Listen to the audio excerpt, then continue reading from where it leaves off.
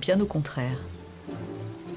On croit désormais que l'eau est porteuse de tous les maux, réels ou imaginaires. On craint que les pores de la peau nue, dilatés par les vapeurs chaudes, ne soient davantage vulnérables aux miasmes et participent au déluge d'épidémies. C'est évidemment la grande peur de la peste qui a accouché de cette peur irrationnelle de l'eau. L'eau n'est pas dangereuse avant la situation de la peste. Mais la peste, avec cette crainte provoquée par l'air, rend l'eau dangereuse. Pourquoi? Parce que l'eau chaude est censée ouvrir les pores, voyez.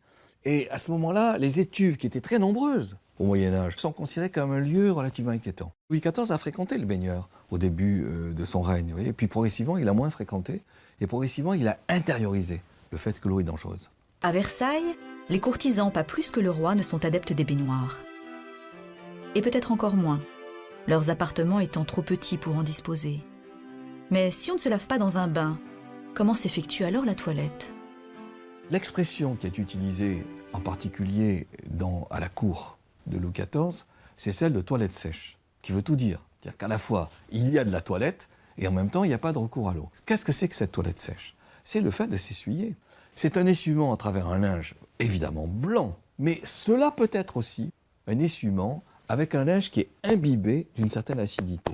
On considère que cette acidité, elle est censée débarrasser de façon plus efficace la transpiration ou la crasse. Mais il s'agit bien, et je crois qu'il faut insister, sinon on ne comprend pas quelle est la sensibilité de l'époque, il s'agit bien d'une toilette sèche. Être propre se résume au paraître. La distinction suprême passe d'abord par le linge. Il faut qu'il soit blanc, immaculé. Certes, on ne se lave pas, mais on change de chemise, jusqu'à plusieurs fois par jour. Il y a un triomphe du linge. On voit que, progressivement, vous avez une sorte de cascade du linge sur le corps. Et ce qui va provoquer un changement de linge, c'est la sensation de sueur. Moins dangereux que l'eau, le renouvellement de chemise efface, pense-t-on, la crasse. La propreté, elle renvoie à quelque chose qui est évidemment de l'ordre de l'apparence, indiscutablement, mais qui est aussi de l'ordre de la sensation et du sentiment. L'un des usages du parfum est de masquer surtout les odeurs, et le parfum arrive justement pour compenser ce manque de propreté. Donc on a des odeurs pour le grand siècle qui sont des odeurs très entêtantes, très puissantes, notamment des odeurs animales, c'est-à-dire par exemple la civette, le musc et l'ambre qui sont les trois les plus utilisés à l'époque. L'autre illusion de la propreté, c'est le maquillage. Se farder, c'est tromper, maquiller les cartes, camoufler les faces vérolées. On grime alors son visage, on triche sur ses sentiments. Le courtisan doit tout maîtriser, aussi bien ses expressions naturelles que ses émotions. Au grand siècle, eh bien, on a cette nouvelle hiérarchie des sens et la vue prévaut surtout sur l'odorat, sur le toucher, sur l'ouïe. Et donc ce qui compte, ce sont les apparences, ce que l'on voit et non pas la vérité. Et le cosmétique, le fard, participe évidemment de cet art eh bien, de la dissimulation. On a ces visages presque caricaturaux, blancs et rouges. Il y a un côté un peu théâtrenaux. Ce maquillage, ce fard accentue toutes les expressions. Et le XVIIe, c'est évidemment ce siècle du théâtre et ce siècle aussi de l'étude de l'expression.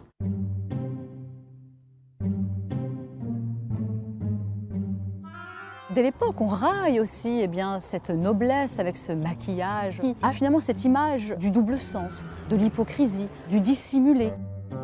Et d'ailleurs, l'expression sans fard aujourd'hui eh bien, est synonyme aussi de vérité. Cette exigence de blancheur tyrannise le teint.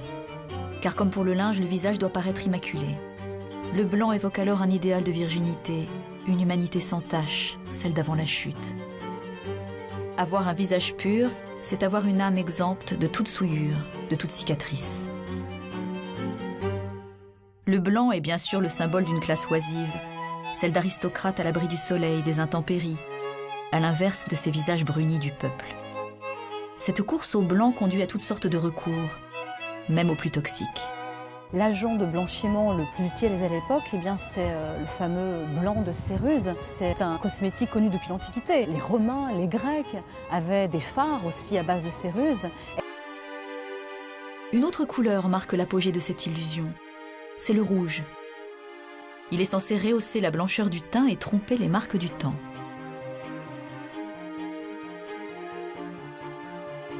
Une écrivaine anglaise, Lady Montaigu, parlait de Versailles comme d'une assemblée de moutons nouvellement écorchés. Imaginez en effet des pommettes aux couleurs de feu, une figure plâtrée dont les veines sont soulignées de bleu et des cheveux comme de la laine blanche. Car ce despotisme du blanc, on le retrouve partout. Pas une chevelure ne saurait être parée sans être poudrée. Et en plus d'être une norme esthétique, la poudre permet le dégraissage du cheveu. On ne lave pas les cheveux, mais on les poudre et c'est en quelque sorte du shampoing sec.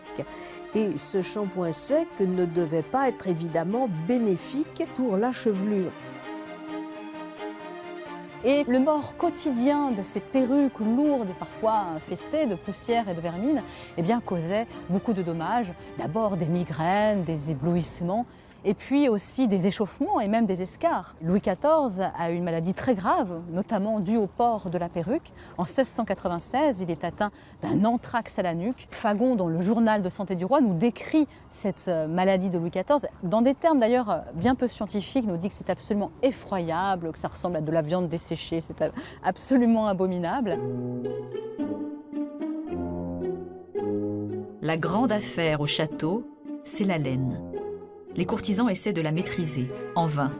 La majorité offre en effet des bouches calamiteuses. Pourtant, différentes méthodes sont préconisées. Le château est ouvert au public et il y a beaucoup de monde qui circule à l'intérieur même du château. Ce ne sont pas les courtisans qui étaient à demeure, qui se soulageaient dans les corridors, mais les visiteurs d'un jour qui lassent d'abord à attendre la libération certainement d'un espace, puisqu'on a des latrines publiques qui existent dès le règne de Louis XIII, dès le début du XVIIe siècle. Donc il y avait des odeurs à Versailles, d'urine, voire plus.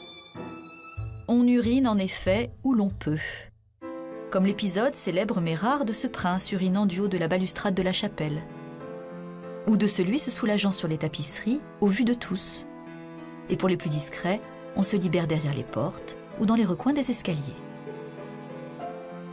C'est plus facile pour les hommes que pour les femmes.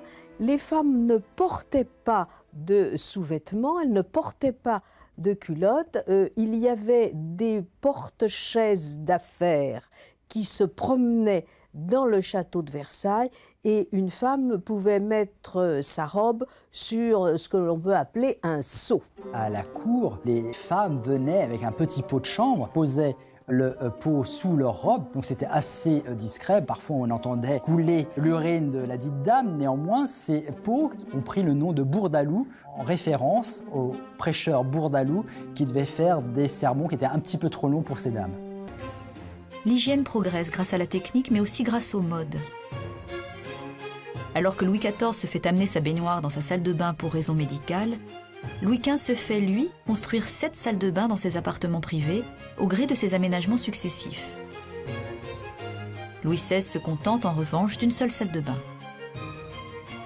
Avec ce désir d'intimité qui arrive, on va désormais avoir une pièce qu'on appelle pièce des bains ou cabinet des bains qui vont être entièrement dédiés aux bains. Donc on n'amène plus la baignoire au centre d'une pièce, mais on a des lieux spécifiques. Et ça permettait également de se passer aussi de domestique et d'avoir plus d'intimité, puisque finalement Louis XV, lorsqu'il était dans sa salle de bain et il prenait en bain, il était pratiquement autonome, puisqu'il y avait même l'eau courante sous Louis XV.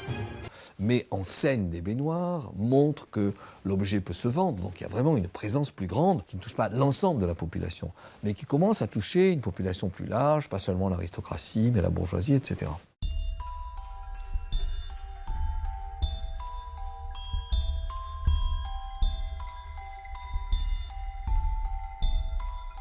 Sous le règne de Marie-Antoinette, du château au Petit Trianon, des salles de bain aussi délicates que royales fleurissent. La détente l'emporte néanmoins toujours sur le nettoiement. Un passe-temps en somme, plutôt qu'un mode de lavage. L'eau chaude reste encore suspicieuse aux yeux des médecins. Avant le bain, la purge s'impose, et après, le repos reste obligatoire. À la fin du XVIIIe siècle, des critiques sur l'emploi des cosmétiques pointent. Certains notent: la multitude des pommades et de poudres surcharge la tête, bouche les pores et fait chuter les cheveux prématurément. La poudre est si abondante qu'au moindre mouvement, elle tombe sur les épaules. Décidément, les perruques n'ont plus le vent en poupe. 2 générations se confrontent alors sous le règne de Louis XVI. Celle des grands-parents, au visage immobile recouvert d'un masque blanc et de placards rouges, et celle des jeunes gens, à l'allure naturelle et au teint frais. Eh bien, on va aller vers plus de naturel.